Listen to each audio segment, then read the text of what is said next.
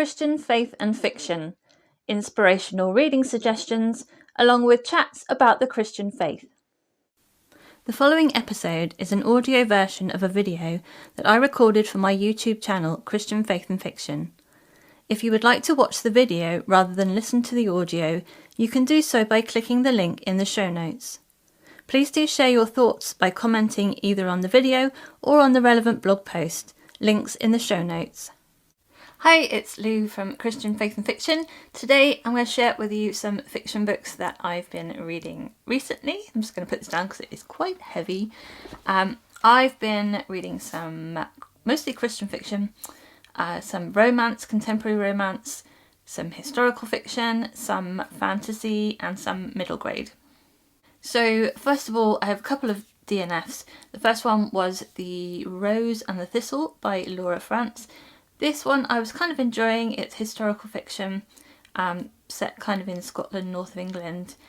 It has a main character who is a Catholic, which I don't have a problem with normally, but she was at one point praying to Mary in Latin, and I just felt a bit uncomfortable with that, so I decided to stop that one. And then I tried reading One Wrong Move by Dani, Pettrey, which I think is her newest book that she's got come out, and it's like romantic suspense, I think. It sounded like it would be a good story for me, but the first chapter or two was from the perspective of a murderer, and they were enjoying sort of thinking about how they were going to kill someone, and it just gave me the creeps, and I'm quite sensitive to that kind of thing, so I decided that one wasn't for me at the moment.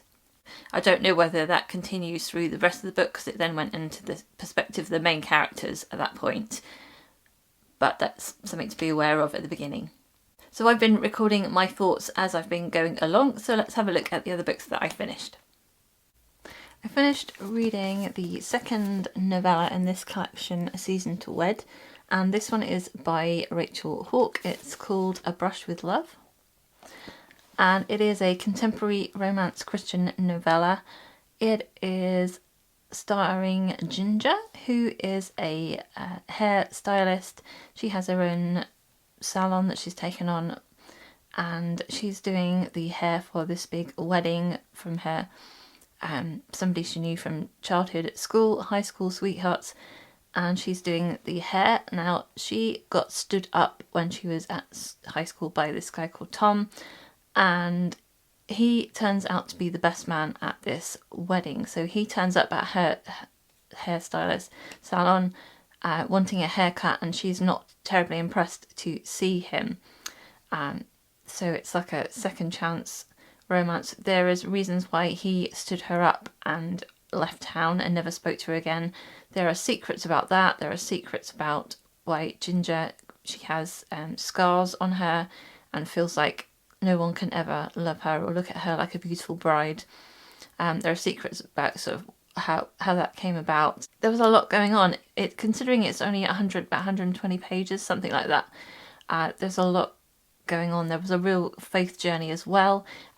Tom is come back to town to be a pastor at a new church that he's setting up, and his father used to be a pastor, but then they left town very quickly. So there's all sorts of things going on in the background. There's things going on with the wedding that they are both involved in. I really enjoyed it, actually. Rachel Hauck is one of the writers who I usually do enjoy her romances. She managed to fit a lot into this novella, and there was character progression, there was a spiritual progression, there was romance, there was personal development and going through things. Some of it maybe a tiny bit rushed because of the space. There was so much fitted into it, but yeah, I really enjoyed it. There was quite a depth to this novella. So good faith content as well. So I would give it 9 out of 10 for story enjoyment and 3 out of 3 for Christian faith rating. I finished reading Bear Night by James R. Hannibal. This is book 2 in the Light Raider Academy series. It is a Christian fantasy series for young adults. And actually I really enjoyed this one. I will probably give it 4 stars on Goodreads. The series is following a couple of characters, well, quite a few characters, who are discovering what Light Raiders do and what the Academy does. They encounter Light Raiders for the first time, and they are sort of learning about the world and the reality of the world. It's difficult to explain it without spoiling the first book. So this book is continuing on from that one, and in this one we've got some cadets who are training to become Light Raiders in an academy, and there is a lot of other stuff going on in the world as well. There is a lot of fighting going on, there's a lot of action, there's a lot of quests. There are people who need to be saved and rescued. There are enemies are like multiple different types of goblins and orcs, wraiths, dragons. There are animals. It is very much a fantasy book. It's not an entry-level fantasy series, I found. It sort of throws you in the deep end, and you have to sort of work out what's going on and who the characters are and where you are and that kind of thing. It is based on a Christian role-playing game, so I guess people who have played that game would be more familiar with the world and everything that can take place in it. But for me, not knowing that, the kind of the only criticism I have over the book is that it's a lot. There's like new fantasy elements being thrown at you every couple of chapters. You're just starting to get your head around what one thing is, and then it throws something else in. It takes quite a lot of effort to use your imagination to work out all the fantasy elements of it. It's definitely I don't know if you call it high fantasy, but definitely a very dense fantasy. It's very fantasy. I enjoyed all the quests. I enjoyed the different friendships there are. I liked that actually there's hardly any romance in these first two books. It just is slight hinted at, but practically nothing. So it's friendships and family relationships. I liked the creativity of it. As I said, I found it a bit much sometimes, to the point it's a little bit confusing. But I reckon that if I read through these books for the second time, I would get more of it. I would understand more of it. Things that confused me in the first book, I think I would understand more now that I'm a bit more immersed in the world. The best thing about this book is that it has very strong Christian content in it. So the Light Raiders, they pray and they also speak verses out, and it has like an effect of counteracting the enemy in different ways. Those verses are sort of given in a foreign language, but then they're given a translation. And although they never like have a quote from where in the Bible it is, having read the Bible, I can see that all of those verses have been taken directly from the Bible. It's littered all the way through with different scripture references, which means it's got one of the highest content of Christian faith of a fantasy series, as well as some allegorical things as well, which he kind of goes into, explains a little bit in the author's note at the end. So there's a lot going on in the book, and I did enjoy it, and I would give it 8.5 out of 10 for story enjoyment rating, and a definite 3 out of 3 for Christian faith rating. I did it! I finished reading a Jen Turano book. This is a match in the making, and I've been saying for ages that I'm going to read a Jen Turano book, and I have. And I thought it was absolutely fantastic. I really enjoyed it. It was very fun, light-hearted mostly, upbeat. The characters were quite feisty, almost to the point of being irritating, but I felt they didn't cross over that line. They definitely butted heads and were kind of winding each other up all the way through. It is following Gwendolyn, who is she takes on a position as a paid companion for the summer, but when she gets there, the person that she's working with is a matchmaker. She breaks her leg, and so Gwendolyn gets taken on as her assistant matchmaker. Gwendolyn finds the society ladies quite irritating and gets frustrated with them. She speaks her mind quite a lot, but she is supposed to be helping them to find their perfect matches whilst fending off the competition for these particular ladies that she sponsored. Then she meets Walter, who is also looking for a wife. He wants a mother for his unruly children. They kind of butt heads straight away. There's an unfortunate incident with a glass of wine in a ball, and many more unfortunate incidents follow after that. There's a lot of kind of physical comedy, I would say. I can kind of picture it in my mind playing out on a screen of just a lot of accident prone things happening, just stuff happening. It was comical, made me smile, it amused me. I loved the romance in it. I loved that they sort of wound each other up, but also were quite warm with it. In that kind of winding each other up, they managed to then end up having a lot of conversations and heart-to-heart talks, and they kind of spoke their minds to each other quite a bit, but that then sort of drew them together, and that was really lovely to see. I loved the feistiness of Gwendolyn. I loved the kids as well, Walter's children, and all the relationships that were going on. There's lots of different like friendships and relationships forming in different people, lots of different characters. In terms of faith content, I would say on the lower side, they did go to church, and some of what was said at church is mentioned a few times, but that's really about it. So I would give it 1.5 out of 3 for Christian faith content, but I would give it 9.5 out of 10 for story enjoyment rating. It was very enjoyable for me. I finished reading The Lost Property Office by James R. Hannibal. This is not a Christian fiction book, but it is written by the same author who wrote the Light Raider series. There's middle grade mystery with some fantasy sci-fi kind of elements added into it. It's following Jack, who has lost his father and he's not sure if he's still alive or if he's died, and they come to London. Him and his sister are told by his mum to stay in a hotel and not to leave while she goes out looking for him. But his sister goes out onto the streets and he follows her out. They end up through a manner of ways at the Lost Property Office, which turns out to be something completely different. Well, not completely different, but very different and more than they bargained for. Jack has special sort of gifts that he can use to find things, and he discovers that he has other gifts as well. More sort of supernatural gifts.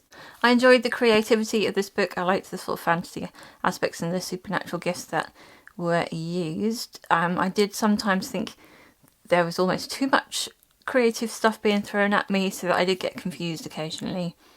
In terms of Christian content, there is no sexual references or swearing. I can't remember if there's anything that might be considered slang, but there was violence in it. They did fight. There is a definite villain in it. There are references to ghosts, which I found a little bit creepy. In terms of sort of middle grade content, that's something to be aware of.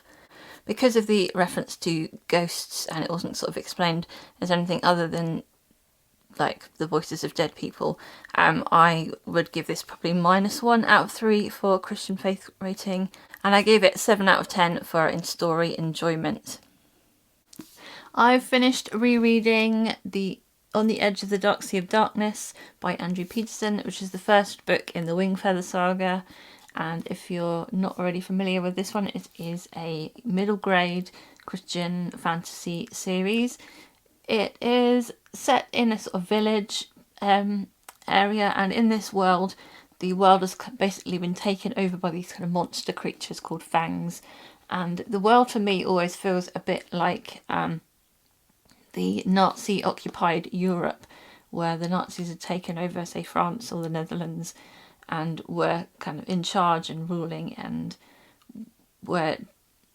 could potentially do horrible things to people, but people's lives were still sort of going on as much as they could, but there was curfews, and there's this sort of black carriage that comes and carries off children every now and then and takes them away, a little bit like the taking away of the Jewish people in the Second World War. It is a really brilliant mix of that kind of darker world, because it is a darker world, and there is sort of on the edge of the seat, scary, kind of scariness to it, but it mixes it in with loads and loads of humour and very eccentric characters, crazy creatures and monsters. Even the bad guys are a little bit eccentric. The main characters are all quite quirky and fun, and they're quite relatable as well for the very main character is like 12 years old, so it's, and then he's got 2 younger siblings and a grandfather and a mother, and the father has died. They're quite a close-knit family. The daughter has to use a crutch because one of her legs is doesn't work properly.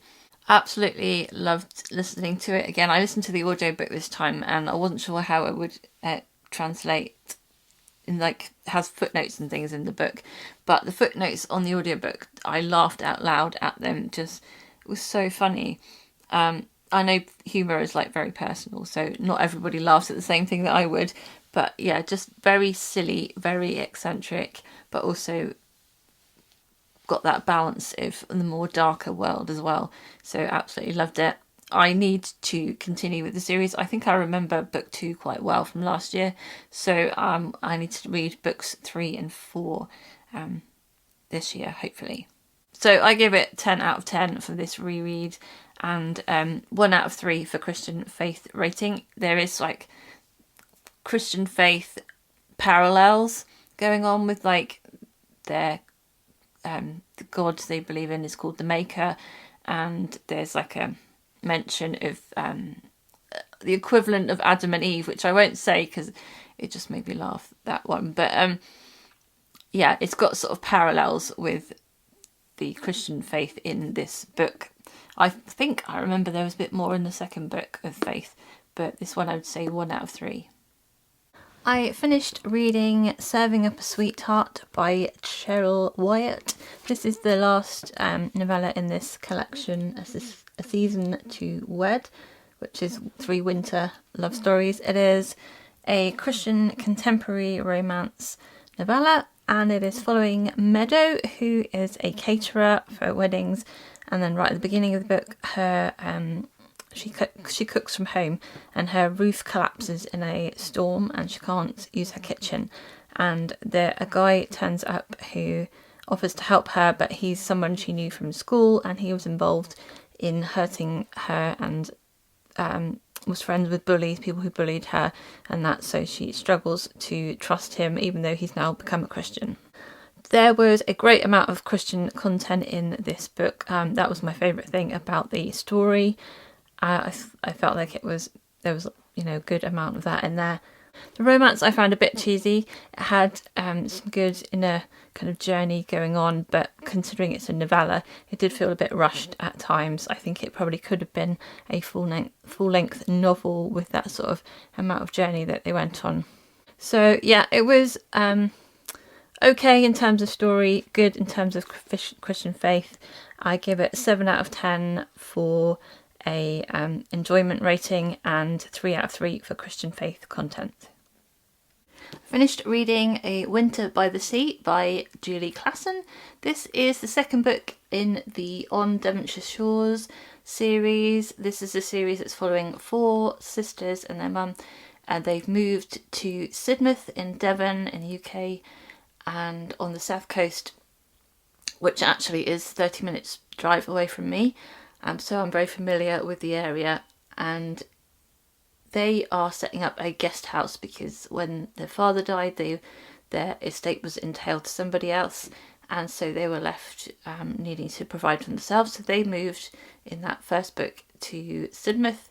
In this book, it's sort of winter time, over Christmas and into the winter, and they are still taking in guests. Some of the royal family, Duke and Duchess, and a baby queen, would-be Queen Victoria, move into the area, and some of their staff come and live at the guest house. And Emily, who is the second youngest daughter who is living there, third youngest daughter overall, but second youngest here, she is attracted to one of the guys who works there, but she still feels like she's still in love with the guy that she met from home, who jilted her, she thought, didn't pursue her. So she's sort of torn between the two. She's also wanting to be a novelist and an author, and so she's trying to get local booksellers to take on her books that she's writing and she wants to do. So it's mostly following her, but it's also following the other three sisters as well in different parts of the story. Some of the story is historically based, and I did sort of know a bit from research beforehand about what would happen. So yeah, that was quite interesting. The author's note at the end sort of says what she took from reality and what she's added into it or changed to fit with the story. I loved being back in Plymouth again. Obviously, it's somewhere that I feel very close to because it is close to me. And I love the characters again. I felt like I liked this book better than the first book. In the first book, the first half of that book is sort of introducing the characters. As always in her books, I find the first half of the book is very character-based, getting to know the characters, where they've come from, how they got there, some of their secrets. And the second half has more action in it, in the plot. This one I felt like I didn't get bored at any point. I felt like it was interesting. It is a sort of slower, sedate pace through the book, but I actually got to the end and still wanted to continue, and even it's like 430 pages I think long, but I still was happy to be in that world. I found it heartwarming. I found it a joy to read. There is a love triangle in this one, but I felt like it was justified and the ending was what I wanted it to be. So yeah, happy with that one.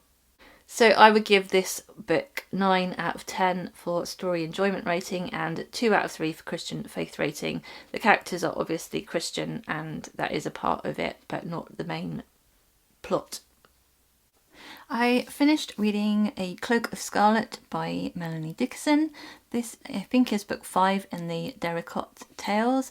It is medieval YA Christian romance, and it is a retelling or reimagining of Little Red Riding Hood.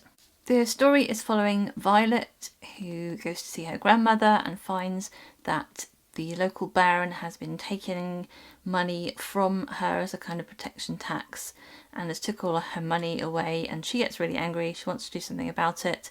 She goes to write to the king, but she gets herself into trouble with the baron, and so the baron sends one of the knights who's working there to go and collect her.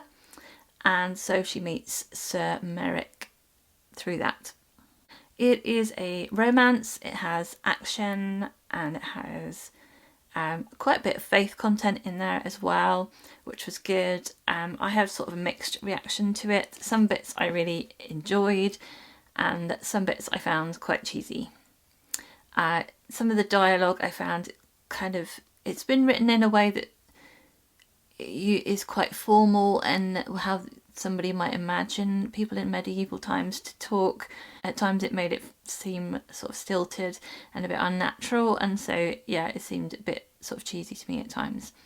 But there were lots of other times when I enjoyed the plot and the story, and as I say, it had good faith content in there. The characters were Christians and they were referring to God and some of the things the priests taught them and praying and that kind of thing. So I kind of give it an in-between rating for story enjoyment of 7 out of 10 and 3 out of 3 for Christian faith rating.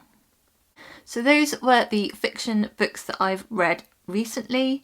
Let me know in the comments if you've read any of those books and you had the same thoughts as me, different thoughts as me. I'd love to hear your thoughts. And also let me know your favourite Christian fiction book that you've read recently. Alright, I hope you have a great reading week. I pray that God blesses you and your family this week. And until next time, bye! Thank you for listening to the Christian Faith and Fiction podcast. If you would like more information, you can click the link in the description. Don't forget to subscribe on your podcast app to make sure you catch the next episode.